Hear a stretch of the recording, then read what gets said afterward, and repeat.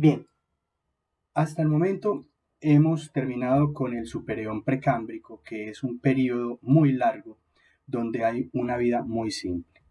Ahora vamos a entrar al eón fanerozoico. Vamos a entrar de la mano de los paleontólogos a revisar este último periodo de tiempo. En este eón fanerozoico es donde se encuentra la gran cantidad de vida visible, digamos, que ha poblado la Tierra a partir de los últimos 541 millones de años. Eh, los paleontólogos son los que nos informan acerca de este periodo de tiempo. Ya digamos, no solamente los geólogos, sino los paleontólogos son los que van a entrar ahora a acompañarnos. La paleontología es la ciencia que investiga los cambios que se han producido a lo largo de la historia de la vida mediante el estudio de los restos de los organismos del pasado o fósiles contenidos en la litosfera. Eso nos dice la definición de paleontología. Como disciplina de las ciencias naturales que es, posee un cuerpo de doctrina propio, pero comparte fundamentos y métodos de trabajo tanto con la geología como con la biología, con las que se integra estrechamente. Vemos entonces aquí en esta parte de la definición que los paleontólogos no solamente se valen de técnicas propias de los geólogos o que digamos los geólogos han introducido, sino que también utilizan una buena parte de la biología y integran estas dos disciplinas con otra serie de conceptos adicionales en lo que se conoce como la paleontología. Ahora, digamos que el interés no son solamente las rocas en sí, sino la vida que se puede encontrar en esas rocas. Ese es un poco el interés. Y hay una serie pues de disciplinas y de técnicas que se utilizan ahí, como por ejemplo la teoría de la evolución, la filogenia, que es las relaciones genéticas entre los diferentes seres, la paleoecología, cómo vivían esos seres en el pasado, cómo interactuaban, las cadenas alimenticias, cómo era su distribución en el espacio, es decir, la paleobiogeografía, cómo esos seres estaban distribuidos en los diferentes lugares de la Tierra, en las diferentes latitudes, longitudes, en qué continentes estaban, en fin, y cómo es el funcionamiento de esos procesos de fosilización, porque en este caso estamos hablando de seres vivos que en un momento dado mueren, se depositan en los estratos, se depositan en los sedimentos y luego van a formar estos estratos de las rocas donde los van a encontrar los paleontólogos y van a empezar a estudiarlos para informarnos acerca de ellos. Entonces, esos procesos, mientras en el momento en que muere ese ser vivo, cómo se integra en el estrato de rocas, qué procesos bioquímicos ocurren ahí, es materia de la tafonomía, que es una de las cuestiones que estudian los paleontólogos. Ya habíamos revisado las técnicas de la geología. Ahora revisemos un poco algunos de los aspectos biológicos. Un primer aspecto tiene que ver con la sistemática paleontológica, es decir, la clasificación de las especies. Esa clasificación se hace para identificar sus características comunes. Aquí vemos un subconjunto de las clasificaciones que se usan comúnmente en la biología. Por ejemplo, la especie, que es la más bajita, la que aparece aquí más baja. Luego aparece el género. Decimos entonces que una especie pertenece a un género y un género puede tener varias especies, ¿cierto? Del mismo modo, un género pertenece a una familia, pero una familia puede tener varios géneros. Entonces, así más o menos es que se va yendo la clasificación de los seres vivos. Para que lo entendamos mejor, vamos a mirar un ejemplo con el ser humano, o sea, con nosotros mismos como ejemplo. A nivel más bajo está la especie, que en nuestro caso es la especie Homo sapiens. Todos los humanos modernos pertenecemos a la especie Homo sapiens sin ninguna distinción. Es la única especie del género Homo que existe actualmente. Aquí, por ejemplo, decimos, el género Homo puede tener varias especies y de hecho las tuvo. En este momento, la única especie que sobrevive el género Homo somos nosotros como humanos, pero hace unos miles de años había otras especies de Homos. Por ejemplo, el Homo neanderthalensis era otra especie dentro del género Homo. Entonces aquí vemos un ejemplo de cómo el género Homo tiene una especie que se llama Homo sapiens y tuvo una especie que se llamaba Homo neanderthalensis, ¿cierto? Entonces ahí empezamos a ver que esa taxonomía tiene como una forma de árbol, ¿sí? Si seguimos hacia arriba en nuestra clasificación, vemos, por ejemplo, vamos a saltarnos varios, vamos hasta familia, pertenecemos a una familia que se llama Hominidae, ¿cierto? Los homínidos. Si subimos, por ejemplo, al orden, pertenecemos al orden de los primates. Eh, Nosotros somos primates, es decir, a nivel de orden nos clasificamos como primates. Y hay muchos otros primates. Actualmente hay muchas especies de monos que pertenecen al orden de los primates. Y así sucesivamente, cuando vamos subiendo, por ejemplo, a nivel de clase, vemos que pertenecemos a la clase Mamalia, que es la de los mamíferos. Y ya vemos que hay una gran cantidad de mamíferos. Por ejemplo, los humanos, los monos, los caballos, las vacas, las ballenas, los delfines. Vemos, por ejemplo, que las ballenas y los delfines son muy diferentes anatómicamente a nosotros, pero pertenecen a la clase de los mamíferos. Entonces, por compartir esa característica es que pertenecemos a esa clase todos, ¿cierto? Y así sucesivamente vamos subiendo hasta que, por ejemplo, a nivel de reino pertenecemos al reino de los animales, Animalia, y pertenecemos al dominio Eucariota, que es eh, el reino donde estamos contenidos los animales, las plantas y los hongos. Bueno, aquí hay una cantidad de niveles que pueden haber existido en algún momento, pero ya no existen, es decir, que están extintos. Y eso es parte de lo que los paleontólogos hacen, clasificar esos seres y ubicarlos en esta taxonomía para poder entender mejor cómo es o cómo fue su funcionamiento. Aparte de esta sistemática paleontológica, pues están otros procesos biológicos, como el metabolismo, cómo un ser vivo procesa la energía, qué hace para procesar esa energía, cuando la procesa para poder, digamos, alimentarse, qué productos genera como fruto de ese metabolismo. Hay unos seres que producen oxígeno, hay otros seres que producen otro tipo de desechos, en fin. ¿Cómo es el plan corporal? ¿Qué características tiene ese ser? ¿Es tubular? ¿Es alargado? ¿Es achatado? ¿Es simétrico? ¿Cuántos apéndices tiene? Si tiene cabeza, si tiene, en fin, todo ese tipo de cosas hacen parte del plan corporal. Y en el fondo, todo está gobernado por una serie de leyes bioquímicas, ¿cierto? Esas leyes bioquímicas de cómo se transforma la materia, cómo se transforma la biología, cómo funciona la alimentación, la reproducción, todos esos aspectos son importantes desde el punto de vista biológico y hacen parte del corpus de conocimientos que manejan también los paleontólogos junto con los biólogos.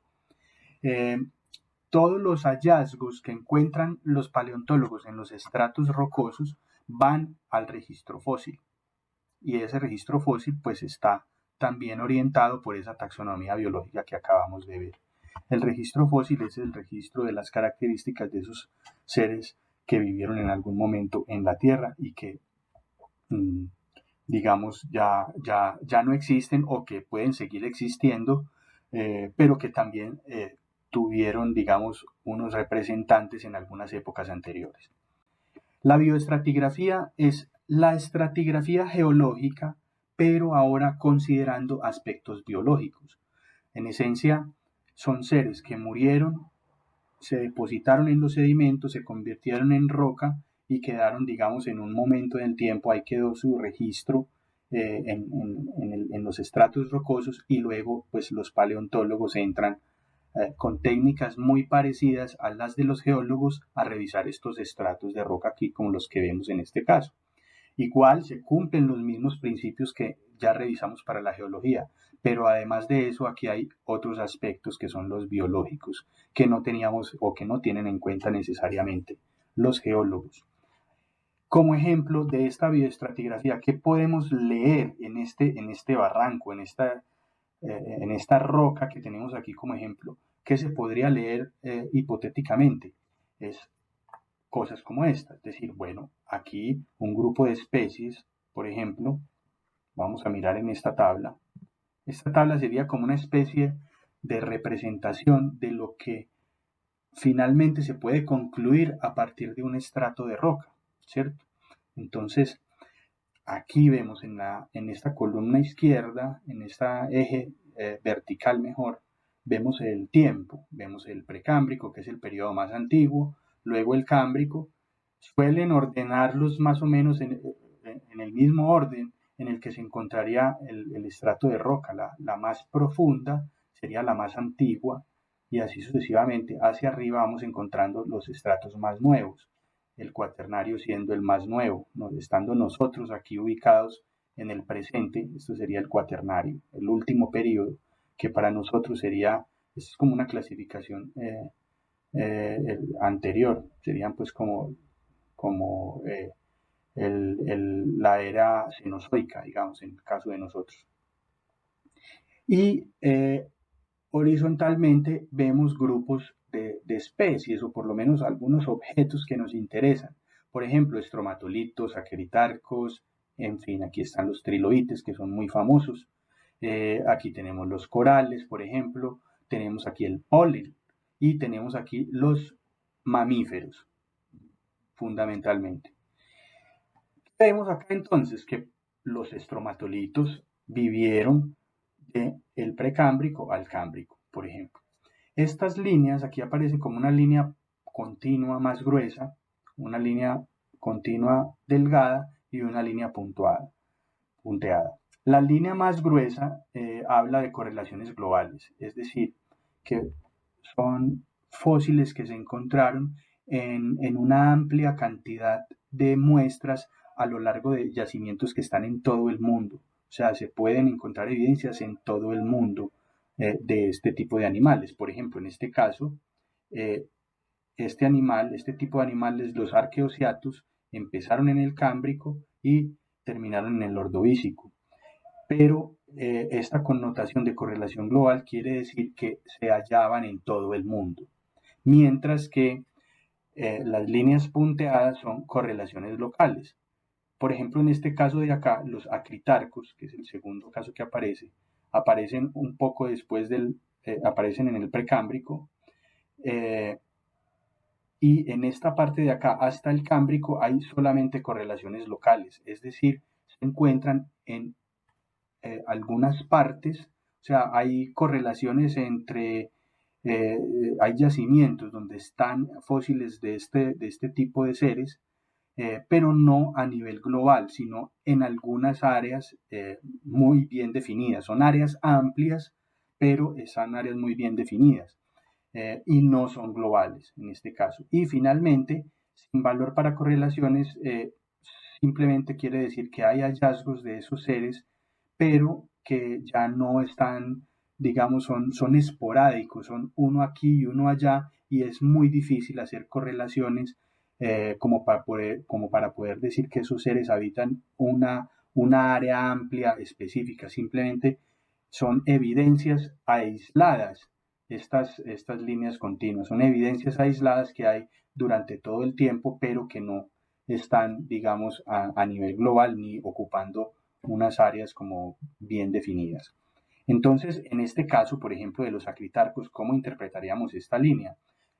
La interpretaríamos como que vivieron entre el precámbrico y el cámbrico, y luego del cámbrico pues ya empezaron a ver evidencias de esos animales, pero muy aisladas, o sea, es como si se hubieran empezado a acabar, hasta que finalmente se acaban en el pérmico. Eso es la interpretación de esta línea. Entonces, ese tipo de cosas son las que encontramos en los estratos. En el caso del polen, por ejemplo, aquí vemos correlaciones locales, en algunas partes se encuentra polen, pero ya a partir del terciario en adelante. Al igual que los mamíferos aparecen por acá alrededor del terciario, el cretácico, no sé, y luego terminan acá en el cuaternario, en algunas partes, no en toda la Tierra, ¿sí?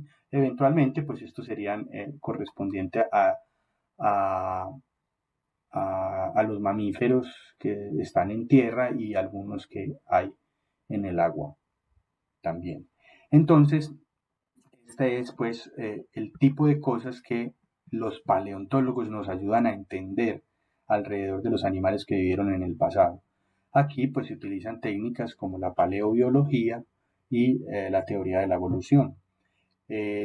También se siguen, digamos, usando esos principios que se usaban en la geología, los principios de superposición de los estratos, donde el más nuevo está más alto, el más viejo está más profundo, la horizontalidad que de algún modo nos dice qué tanto abarca un evento. Por ejemplo, si esta capa, una capa de estas que veíamos es horizontal y ocupa un amplio territorio, quiere decir que ese fenómeno se puede experimentar o se experimentó en un área amplia que está determinada por lo que ocupa ese estrato eh, de roca. Bien, los procesos de tafonomía, es decir, cómo se fosilizan, cómo los animales que estaban vivos al morir empiezan a ser parte de esos estratos de roca, qué procesos biológicos ocurren ahí y qué características de fosilización podemos encontrar en ese proceso para poder entender y poder interpretar cuando se encuentre el fósil qué fue lo que ocurrió. Es una especie de ciencia forense, ¿sí? Recordemos que estas ciencias forenses pues revisan eh, los cadáveres y estos cadáveres pues para determinar y concluir algunas cosas a partir de esas evidencias. Esos procesos biológicos de descomposición, etcétera, que estudian los forenses, pues es parte de lo que se estudia también en la tafonomía. Lo que pasa es que en estos casos el periodo de tiempo de los seres que encontramos es del orden de los millones de años y ya están integrados en la roca. O sea que aparte de los procesos de descomposición y todo eso, pues debe considerarse también el proceso de fosilización, porque generalmente los fósiles que se encuentran por parte de los paleontólogos están en estratos rocosos, ya se han convertido en roca sólida. Esa es un poco la diferencia entre los arqueólogos y también una diferencia con estos científicos forenses. Y pues un último elemento que me parece de suma importancia para los paleontólogos es la genética, que también es parte de la biología. Los procesos genéticos son muy importantes porque, digamos, el hombre ha sido capaz en el último siglo, los últimos 100 años, de encontrar técnicas y conocimientos en genética que es lo que determina la forma como los seres vivos son como son. O sea, la genética está, digamos, una cadena de ADN, que es la que aparece en el gráfico este que estamos viendo ahí. Esa cadena de ADN contiene la información necesaria para construir un ser vivo completo de una especie, ¿sí? Entonces, si estamos hablando, por ejemplo, de una planta, un helecho, por ejemplo, sus células en su núcleo tienen cadenas de ADN parecidas a las que estamos viendo ahí, eh, donde están toda la información necesaria para construir un helecho de esa especie. Entonces, al conocer esta genética, es muy fácil o mucho más fácil establecer relaciones entre distintos seres y es mucho más certero, digamos, mucho más preciso esta clasificación y el tipo de actividades o de funciones que esos seres vivos podían ejecutar cuando estaban vivos. Entonces, si podemos tener acceso a material genético en esos fósiles, que no siempre es posible, entonces es importante y porque precisamente podemos con mucha mayor precisión entender de qué se trata ese ser vivo que fue encontrado en un momento dado.